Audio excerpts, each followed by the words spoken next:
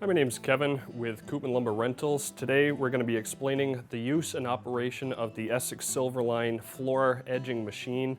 If you were to rent a drum sander, you can also rent the floor edger to go with it when refinishing your hardwood floors.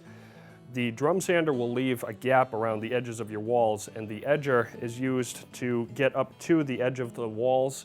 Also, if you were redoing a counter or a deck and you needed to get up to your railings, or if you wanted to do the tops of the railings with this. The operation of the Essex Silverline edger is pretty easy to use. Comes with a twist lock. You'll see an extra little tab on one of them. That lines up with the female end of your plug. When you plug it in, there will be a light that comes on. Just the nature of the work, when you're working up against your walls, it lights up so you can see what you're doing in that area. For changing out the bag, first thing you want to make sure, again, it is in the off position and the machine is unplugged. For replacing or emptying the sand bag, or the bag for all of the sawdust,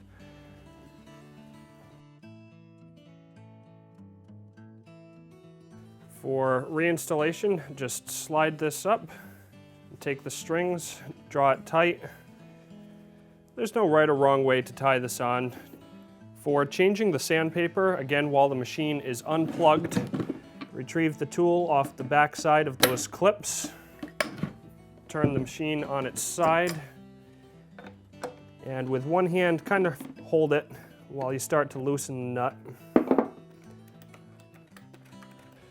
Once we're ready to start sanding, before we begin, looking at the top of this table, there are some nail heads sticking up, which when the sandpaper hits the nail head, it'll either tear the paper off or it'll start sparking, which is a hazard. So available at Koopman Lumber, we just got a nail set and a hammer. We're just going to make sure none of the nails are sticking up and going to interfere with the machine. On this particular one with a painted surface, sometimes when you have to sand a painted surface, you're going to use a lot more sandpaper because the friction causes heat, which heats up the paint, and it causes a gumming effect of the paint, and it sticks to the sandpaper. And worst case scenario, you'll use a little more sandpaper when you're sanding over a painted surface. So for beginning the machine, your on-off switch is up top. You'll hold the machine with both hands. Be mindful the bag is going to kind of expand with the vacuum as it tries to vacuum up any sandpaper. The part you're going to be sanding with is the front half of the machine here. Doesn't really matter where you start up against the wall or if you like to see where you're going to start. The front half of the disc is what's going to be doing most of the sanding. Oftentimes when you're sanding a painted surface, you'll start to see paint swirling around on the surface that you've already sanded. That is oftentimes recoverable by simply going over it again, but you can see the paint starting to build up on the sandpaper, which means the sandpaper is probably not going to last a lot longer. Today, for starting on this surface, we started with an 80 grit sandpaper. When you rent one of these machines from Koopman Lumber, we set you up with 10 of each of the different grits of sandpaper through the line.